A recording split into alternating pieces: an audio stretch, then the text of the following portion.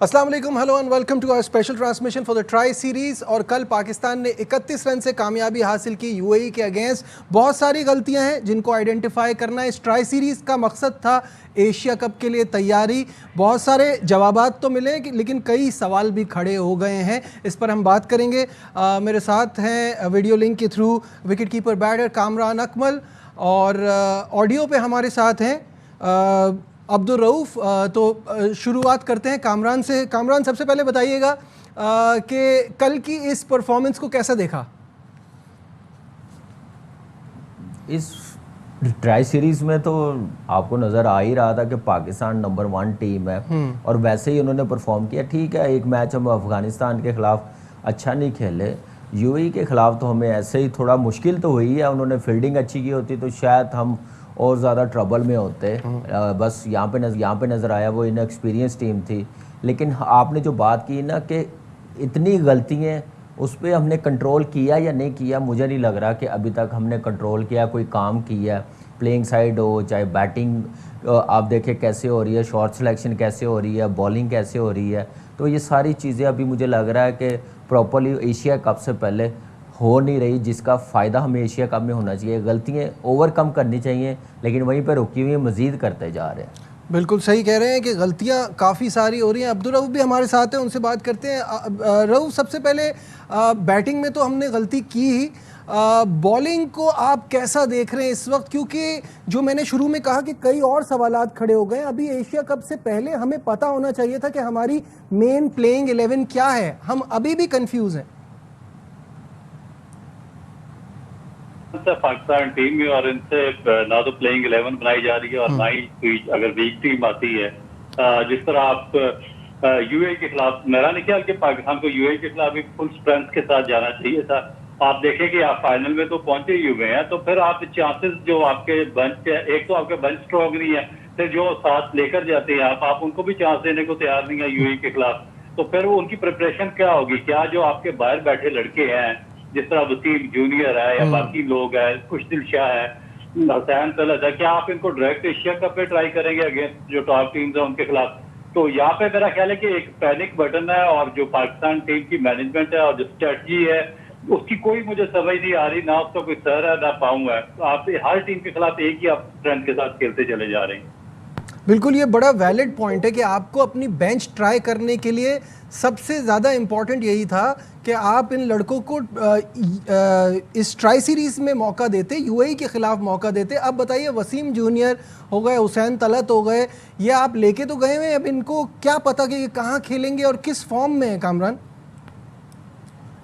बिल्कुल ऐसे ही है। देखें, हम भी यही कहते हुए आ रहे हैं कि आप अफ़गानिस्तान के ख़िलाफ़ अपनी फुल स्ट्रेंथ के साथ जाएं, यूएई के ख़िलाफ़ आप अपने उन प्लेयरों को रेस्ट दें, मौका दें कि वह उनका वर्कलोड मैनेज हो, क्योंकि एशिया कप में बड़ी जान लगानी पड़ेगी। वहाँ पे आपको 3 टीमों से बड़ी फाइट करनी पड़ेगी। नंबर 1 इंडिया, फिर नंबर 2 श्रीलंका, फिर 3 पे अफ़गानिस्तान, फिर बांग्लादेश भी। हम वहाँ से हार के आए हुए हैं, तो हमें अपनी प्लेइंग 11 का नहीं अंदाज़ा हो रहा, हमें कंडीशन का ज़ीरो आइडिया, और मैनेजमेंट का भी मुझे लग रहा है कि कोई उनको पता नहीं है कि क्या हमने गेम प्लान बनाना है, किस सोच के साथ जाना है। ये सारी चीज़ें हैं। फिर खुशदिल शाह है, वसीम जूनियर है, हुसैन तलत है, हसन अली है, आप शाहीन को खिला रहे हैं। मुझे समझ नहीं आ रही कि यूएई के खिलाफ क्यों डर रहे हैं। एक इंग्लैंड में ओडीआई सीरीज़ हो रही है, वो 2 स्पिनर्स के साथ खेल रही है। हम लोग यहाँ पे 2 स्पिनर्स खिलाने चाहिए, वहाँ पे 1 स्पिनर्स के साथ जा रहे हैं। तो ये सारी चीज़ें बड़ा कंसर्न है पाकिस्तान टीम के लिए कि क्यों नहीं अपनी गलतियों से सीख रहे। वेस्ट इंडीज़ में हमें मार पड़ी, हम अपनी बॉलिंग के साथ कॉम्प्रोमाइज़ कर रहे हैं, यहाँ पे कर रहे हैं। आपने इब्रार को खिलाया, उसने परफॉर्म किया, यहाँ पे आपको 2 स्पिनर्स के साथ जाना पड़ेगा। मुझे आई डोंट नो कि सफियान को क्यों नहीं आप दोनों को इकट्ठे खिला रहे, सफियान को क्यों नहीं वो कॉन्फिडेंस दे रहा। उससे मार पड़ती है तो उसे ड्रॉप कर देते, इब्रार को पहले खिलाते, मार पड़ती है। जी, शाहिद हाशमी साहब भी हमारे साथ हैं, उनसे भी बात करते हैं। शाहिद साहब, अस्सलाम वालेकुम, वेलकम टू द शो। जो बात हो रही है प्लेयर्स ने की, उसमें कल बड़ा एक करारा जवाब दिया है अबरार ने अपनी सिलेक्शन को जस्टिफाई करते हुए कि ये बात ही नहीं समझ में आ रही कि आप यूएई में खेल रहे हैं और आपके पास 2 स्पिनर्स नहीं है। अगर आप सुफियान को खिलाते हैं तो अबरार को नहीं खिलाते, अब अबरार को खिलाया तो सुफियान को नहीं खिलाया। ये क्या चल रहा है? दो तीन मुश्किलात हैं पाकिस्तान टीम को। साहबजादा फरहान स्कोर नहीं कर रहा है। उन्होंने पूरे अब तक 4 मैचों में सिर्फ 39 गेंदें खेली हैं, वो बहुत जल्दी में नजर आते हैं। साथ में मोहम्मद हारिस नाकाम चले आ रहे हैं। तो इन दोनों में से किसी एक को ड्रॉप करना पड़ेगा, या तो फरहान को ड्रॉप करना पड़ेगा और हारिस को ऊपर लाना पड़ेगा। और इसी तरह जैसा मैंने पहले भी कहा था कि T20 में पाकिस्तान की टीम ये सोच रही है कि हम सर अपना छुपा लें किसी तरह, तो टांगे खुली रह जाती हैं। टांगे छुपाते हैं तो सर खुला रह जाता है। फहीम अशरफ और मोहम्मद नवाज में से भी किसी एक को खेलना चाहिए, ताकि आप रेगुलर बॉलर खिलाएं। आपने रेगुलर स्पिनर खिलाया अबरार और आपने रिजल्ट देख लिया। पहले हम सुफियान को नहीं खिला रहे थे, तो हमें ये एशिया कप से पहले सॉर्ट आउट करना है। हमने हसन अली को भी चांस दे दिया, हमने सलमान मिर्जा को 2 मैच खिला दिए। हमने अभी तक वसीम जूनियर को, जैसे रऊफ ने कहा, अभी तक हमने उसे ट्राई नहीं किया। हुसैन तलत को ट्राई नहीं किया। तो ये यूएई के मैचेस इसीलिए होते हैं। लेकिन यूएई का मैच कल इसलिए इम्पोर्टेंट इख्तियार कर गया था कि हम अफगानिस्तान से हार गए। अगर हम अफगानिस्तान से ना हारे होते तो शायद हम ट्राई करते। एक चीज़ और जो मैंने नोट की है, जल्दी खेल रहे हैं। अभी तक सबसे ज़्यादा जो किसी बैट्समैन ने 4 मैचों में बैटिंग की है, सबसे ज़्यादा बॉलिंग खेली है, वो फ़खर ने कल खेली थी 44। 38 पहले मैच में उसने साइम अयूब ने 38 खेली थी। दूसरे मैच में 36 सलमान आगा ने खेली थी। तो ये ऐसा लग रहा है जल्दी खेल रहे हैं। एक चीज़ अच्छी हो रही है कि अब तक हमने 4 मैचों में 37 सिक्सेस मारे हैं, लेकिन साथ ही हमने 31 विकेटें भी खोई हैं, जो ज़्यादा है। रऊफ, मुझे ये बताइएगा कि अभी जैसे ये बात चल रही है, गेम अवेयरनेस एक बहुत इंपॉर्टेंट चीज़ है जो हमारे प्लेयर्स को बिल्कुल भी नहीं है। क्योंकि कल आप देखें, जब फ़खर जमान जैसा प्लेयर 20 ओवर तक खेलता है शुरू से आके, तो शुरू में पिच में कुछ प्रॉब्लम तो थी। ये हर कोई आके इतनी जल्दी में क्यों रह रहा है?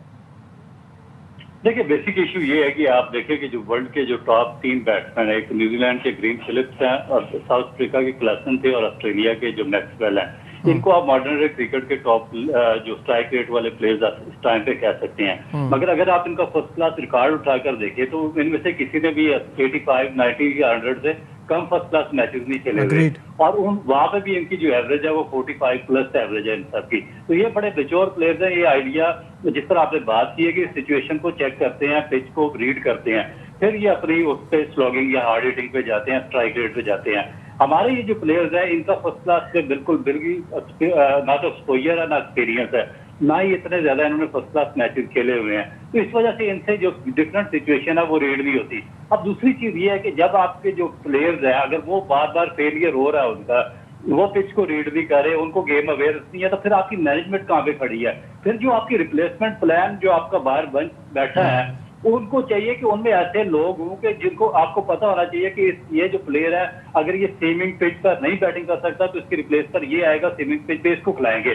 फिर अगर कोई अच्छा कोई क्वालिटी स्पिनर आता है, आपको पता है कि ये प्लेयर इसके खिलाफ स्ट्रगल कर रहा है, तो आपकी बेंच स्ट्रेंथ पे एक लड़का होना चाहिए जो क्वालिटी स्पिनर को हैंडल कर सके। तो ये दोनों चीजें, ना प्लेयर में गेम अवेयरनेस है और ना पाकिस्तान क्रिकेट बोर्ड की मैनेजमेंट में प्लान, जो मैनेजमेंट है उनमें जो प्लानिंग का फुकदान है, उनमें भी रीडिंग का फुकदान है। कामरान, एक चीज़ तो आपने पहले ही फोर्सी कर ली थी और वो कल हमने मैच में भी देखी कि क्योंकि हसन नवाज छक्का मार सकता है तो उसको आहिस्ता आहिस्ता ऊपर से नीचे ही ले जाते जाएंगे, और कल यही हुआ। तो ये भी चीज़ हम समझ में नहीं आ रही कि इस तरह से कैसे आगे प्लेयर को डेवलप करने की बजाय आप उसको 10-20 रन 25 रन का प्लेयर बना रहे हैं। बिल्कुल ऐसे ही है, और हमने ये चीज़ें पास में देखी हैं। हैदर अली, आसिफ अली, इफ्तिखार के साथ, खुश दिल के साथ ये चीज़ें हमने देखी हैं। वो प्लेयर्स ख़राब हुए। अब तो आसिफ अली ने इसी वजह से क्रिकेट भी छोड़ दी, टीम से बाहर हो गया। तो आप एक प्लेयर्स को, मैंने हमेशा अपने बड़ों से सीखा है कि जो आपके बेस्ट प्लेयर होते हैं ना, उनको ज़्यादा से ज़्यादा आप टाइम देते हैं खेलने के लिए, क्योंकि वो स्ट्राइक भी रोटेट कर सकते हैं, पावर हिटिंग भी कर सकते हैं, और लास्ट के ओवरों में बड़ी हिटें भी मार सकते हैं। तो ये सारी चीज़ें बताई जाती हैं। लेकिन यहाँ पे उल्ट हो रहा है। आप देख लें, हसन को मैंने कहा था 4 पे शुरू हुआ, ओपन से 4 पे आया, 4 पे सेटल हुआ, रन्स किए, 5 पे आ गया, और कल नंबर 6 पे आ गया। तो ये चीज़ें किसी प्लेयर्स को बड़ा ख़राब करती हैं, कॉन्फिडेंस लेवल बहुत नीचे चला जाता है। फिर आपका वो फॉर्म में है तो टीम भी, कॉन्फिडेंस टीम का भी ख़राब होता है। तो ये सारी चीज़ें चल रही हैं, और हम ये कहते हुए आ रहे हैं कि जैसे वो रऊफ ने बात की है, ग्रैंड फिलिप्स की, मैक्सवेल की, हम ये बात करते आ रहे हैं, जब आप क्रिकेट खेल के लाएंगे ना, तो हमें ऐसी बातें करने की ज़रूरत नहीं पड़ेगी, और मैनेजमेंट को भी नहीं पड़ेगी। और आपको एक क्रिकेट खेलता हुआ माइंडसेट आएगा, जैसे रऊफ खेलता था। हम लोग उस बैच के लड़के ऐसे नहीं आ जाते थे, एक प्रोसेस के साथ आते थे। अब वो प्रोसेस नहीं है, ना पाकिस्तान क्रिकेट बोर्ड में है किसी को रखने का, ना सिलेक्शन में है, ना आपके सिस्टम में है। सिस्टम तो खैर ख़त्म ही कर दिया। अब सिर्फ प्रोसेस क्या है कि आकिब भाई का कौन सा फेवरेट है, कप्तान का कौन सा है, कोच का कौन सा है, चेयरमैन साहब का कौन है फेवरेट, वो बस ऐसे खिला रहे हैं टीम और ऐसे चला रहे हैं क्रिकेट। तो ऐसे बेहतर तो नहीं ना होगी। सही है। शाहिद भाई, प्रोसेस के हवाले से आप कुछ ऐड करना चाहेंगे? बिल्कुल, प्रोसेस तो खराब से खराब होता जा रहा है। कल मैं एक क्लिप देख रहा था किसी फर्स्ट क्लास मैच की, बॉलर रन अप कर रहा है और मिड ऑन का जो फील्डर है वो बैठा हुआ है, घुटनों के उस पे बैठा हुआ है, और जब उसने बॉल करा दी उस वक्त तक बैठा हुआ है। तो ये आपका सिस्टम है। ये एक छोटा सा क्लिप प्रोजेक्ट करता है कि आपकी डोमेस्टिक क्रिकेट कहाँ खड़ी है।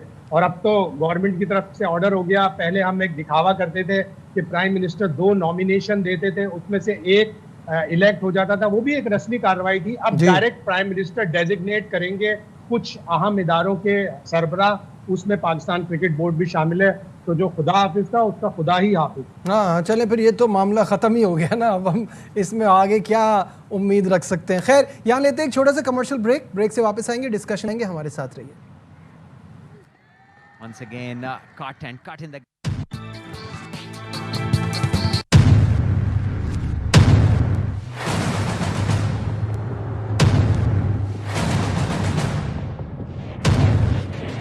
Glad to have you back once again to our special transmission for Tri Series. Kamran Akmal, Abdul Rauf और शाहिद हाशमी हमारे साथ हैं। सबसे पहले कामरान की तरफ बढ़ते हैं। कामरान, मुझे ये बताइए कि मोहम्मद हारिस का क्या करना है? मुझे बार बार लोग कहते हैं कि उनको ऊपरी नंबर पे भेज दिया जाए, उनके साथ नाइंसाफ़ी हो रही है, वो नीचे के प्लेयर नहीं है। But the way is batting, कल उनका नंबर थोड़ा ऊपर भी किया, लेकिन कोई फ़ायदा नहीं हो रहा उनको। देखिए, जहाँ पे नंबर खिलाना चाहिए ना नजीब, वहाँ पे उसको मौका नहीं मिल रहा। 4 पे खिला रहे हैं, 5 पे खिला रहे हैं या 7 पे खिला रहे हैं। आप उसको फॉर्म में लाने के चक्करों में ना अपना प्राइम बैट्समैन जो उनका है ना, जो फॉर्म में हसन नवाज, उसको ख़राब कर रहे हैं। आगा सलमान खुद कंफ्यूज हो रहा है। तो इसलिए फर्स्ट 6 ओवर में आप उसको खिलाएंगे ना, तो मुझे लगता है कि वो अगर फर्स्ट 6 ओवर्स खेल गया, जहाँ पे 50 होता है या 55 होता है, वहाँ पे आपको 65-70 रन कर सकता है। आप एक मौका दें। अब जो करना है एशिया कप के बाद ही होगा। अभी हमारा काम है कि इसको बेस्ट पोजीशन पे खिलाएं, जहाँ पे वो सूटेबल हो, टीम के लिए बेहतर हो। फॉर्म उसकी अच्छी नहीं है, शॉर्ट सिलेक्शन एक ही। शाहिद भाई, आपकी तरफ टेक्निकल मसला हो गया कामरान के लिंक से। शाहिद भाई, ये बताएं कि कामरान कह रहे हैं उनको ऊपर खिलाना चाहिए। अब तो कल फ़खर जमान ने भी परफॉर्म कर दिया। अब आप साहबजादा फरहान ऑल्दो परफॉर्म नहीं कर रहे, लेकिन उनके अंदर स्किल है, वो कर सकते हैं। Saim Ayub time and again performance दे रहे हैं।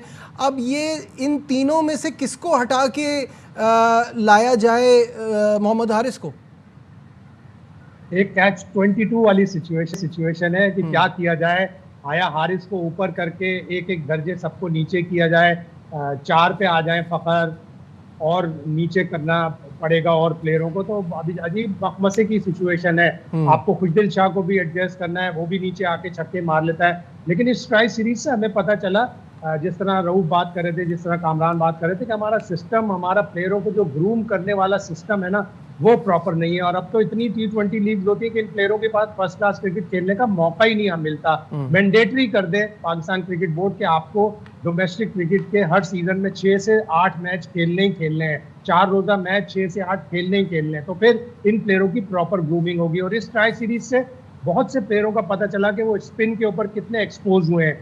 हसन नवाज को देखें आप, बुरी तरह वो स्पिन पे एक्सपोज हुआ है। अफगानिस्तान के खिलाफ पहले मैच में, अफगानिस्तान के खिलाफ दूसरे मैच में, यूएई के खिलाफ कल वो हैदर अली के ऊपर बहुत कंफ्यूज नजर आ रहे थे। तो ये हमारे इस वजह से ही है कि हमारे ये प्लेयर डोमेस्टिक क्रिकेट में और फर्स्ट क्लास क्रिकेट में नहीं खेलते। तो अब ये हेड कोच को और सलमान को मिलकर डिसाइड करना है और एशिया कप से पहले डिसाइड करना है। अच्छा रऊफ, मुझे ये बताइए कि अभी हम बॉलिंग के ऊपर बात कर रहे थे। फ़हीम अशरफ ने एक मैच पहले अपनी T20 करियर की बेस्ट बॉलिंग कराई, मैन ऑफ द मैच रहे। इस मैच में एक ओवर में 11 रन पड़े तो उनको दूसरा ओवर नहीं मिला। तो आप अपने बॉलर को कॉन्फिडेंस देते हैं, ना कि उसकी अच्छा जो उसमें वो कॉन्फिडेंट है उससे छीन लिया जाए कॉन्फिडेंस? देखिए, मेरा ख्याल है कि सिचुएशन ऐसी थी, और फिर आप क्या कैप्टन रिलाई उस टाइम पे आप पे करेगा जब आप कंसिस्टेंट परफॉर्मर हूँ। अगर आपकी परफॉर्मेंस 1 से ना ब्लू मून हो, आप 4 साल के बाद एक परफॉर्मेंस दी और फिर उसके बाद अगले 2 साल वेट करें, तो फिर जो कैप्टन का कॉन्फिडेंस है आपके ऊपर वो भी बिल्ड नहीं होता। इसी तरह बैटिंग है, इसी तरह बॉलिंग है। और इसी आप देखें कि अगर उनसे वहां पे ओवर करवाते रहते और उसको ना लाते अबरार को, तो आप तो यूएई से भी मैच मेरा ख्याल है कि बहुत ज्यादा आपका थ्रेटनिंग हो जाता है, क्योंकि 2 दफा यूएई आप पे स्ट्राइक कर चुकी थी। पहले आपकी बैटिंग में अगर 2 कैचेस वो ना ड्रॉप होते तो सिचुएशन डिफरेंट हो सकती थी। उसके बाद बॉलिंग में भी स्ट्राइक था, अगर कैरियर बेस्ट स्पेल ना होता अबरार का तो फिर भी आपके लिए सिचुएशन बहुत ज्यादा खतरनाक हो सकती थी। तो इसमें जब कोई परफॉर्मेंस के बावजूद एक कैप्टन बॉलर पे एतबार नहीं करता, कॉन्फिडेंस नहीं करता, उसकी वजह यही होती है कि वो बॉलर कंसिस्टेंट परफॉर्मर नहीं है। उसकी परफॉर्मेंस वंस होती है, एक दफा होती है, फिर मोस्ट ऑफ द टाइम वो फ्लॉप होता है।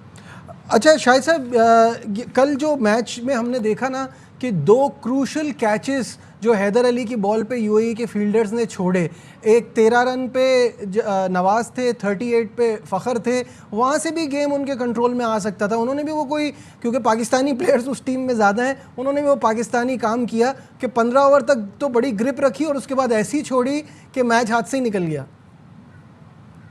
अब ज्यादातर स्कोर आखिरी ओवर्स में ही हुआ और वो कैचेस छूटने के बाद आप देखें जो उनका लेफ्ट आर्म स्पिनर है हैदर, वो कितनी अच्छी बॉलिंग कर रहा था। पहले 3 ओवर में तो उसको रन ही नहीं पड़े, आखिरी ओवर में जाके उसके कैच छूटे और वो कैच छूटे जिसकी वजह से पाकिस्तान ने आखिरी 4 ओवर में 69, आखिरी 5 ओवर में 74, आखिरी 2 ओवर में 42 रन बना लिए। फास्ट बॉलर को खेलना ज़्यादा मतलब निस्बतन आसान लगता है, चौके छक्के लगते हैं उसको। यहाँ स्पिन होती है गेंद, तो स्पिन पे खेलना ज़रा मुश्किल होता है। और हैदर ने कल बड़ी ज़बरदस्त बॉलिंग की। वाकई इन प्लेयरों का ज़्यादातर सेटअप पाकिस्तान से शुरू हुआ है, तो इनकी फील्डिंग भी बिल्कुल पाकिस्तानी है। बिल्कुल ऐसे ही है। कामी भाई, अब आ जाते हैं इंपॉर्टेंट सवाल की तरफ। Final Sunday, what are your expectations और क्या स्ट्रैटेजी होनी चाहिए, क्योंकि अगेन इसके बाद हमें एशिया कप की तरफ बढ़ना है। देखें नजीब, पहले तो 2 स्पिनर्स हर सूरत आपको खिलाने पड़ेंगे। आप 8 नंबर तक बैटिंग रखेंगे तो आप अपनी बॉलिंग के साथ कॉम्प्रोमाइज़ कर रहे हैं। और हारिस का काफ़ी आपको पता है कि फॉर्म उसकी नहीं है, नीचे वेस्ट हो रहा है। उसने 100 किया हुआ टॉप ऑर्डर में, तो आप उसको ऊपर यूटिलाइज़ करें और बेस्ट प्लेइंग 11 खिलाएं जो आपने एशिया कप में खिलानी है। चाहे वो बॉलिंग हो चाहे बैटिंग हो। वो एशिया कप में जो इस ट्राई सीरीज़ में हर मैच में आपने एक्सपेरिमेंट किए हैं, वहाँ पे आप करेंगे तो आपको वो टीमें मौका नहीं देंगी कमबैक करने का। तो यहाँ पे नज़र आना चाहिए कि आपने इस ट्राई सीरीज़ में क्या सीखा, क्या गलतियों से सीखा। कोई गेम अवेयरनेस आई है आपको, प्लेयरों को आई है, मैनेजमेंट को आई है, कंडीशन की समझ आई है, अपनी टीम पे कॉन्फिडेंस आया। आपने जो बेंच पे बिठाए हुए हैं आपको उन पे कॉन्फिडेंस नहीं है, आप यूएई के खिलाफ उनको नहीं खिला रहे। तो मुझे कन्फ्यूज़ लग रहा है ड्रेसिंग रूम और टीम लग रही है, मैनेजमेंट भी लग रही है। तो बेस्ट प्लेइंग 11 क्या बनानी है वो देखनी पड़ेगी फाइनल में। बिल्कुल सही है। चलते चलते शाहिद साहब ये बता दें, आज के मैच पे बिल्कुल बात नहीं हुई, क्या कुछ एक्सपेक्टेशन है आज यूएई से आपकी? नहीं, अफगानिस्तान काफ़ी स्ट्रांग है और जिस तरह उन्होंने पिछले मैच में 4 स्पिनर खिलाए थे, वो 5वां स्पिनर भी खिला सकते हैं। मुजीब को उन्होंने बाहर बिठाया हुआ था, वो उमर दई को हटा के एक 5वां स्पिनर भी खिला सकते हैं आज के मैच में भी, फाइनल में भी। लेकिन वो जाहिर है इतने ज़्यादा नहीं करेंगे। जॉनथन ट्रॉट उनका इंग्लैंड का कोच है, तो वो इतनी ज़्यादा स्पिन नहीं करेगा। मेरे हिसाब से तो अफगानिस्तान इसको आसानी से जीत लेगा। बिल्कुल ठीक है। कामरान अकमल, अब्दुल रऊफ और शाहिद हाशमी हमारे साथ थे। आज के प्रोग्राम में बस इतना ही थी। इस बार नजीबुल हसनैन को इजाज़त। अपना बहुत ख्याल रखिए। अल्लाह हाफिज़।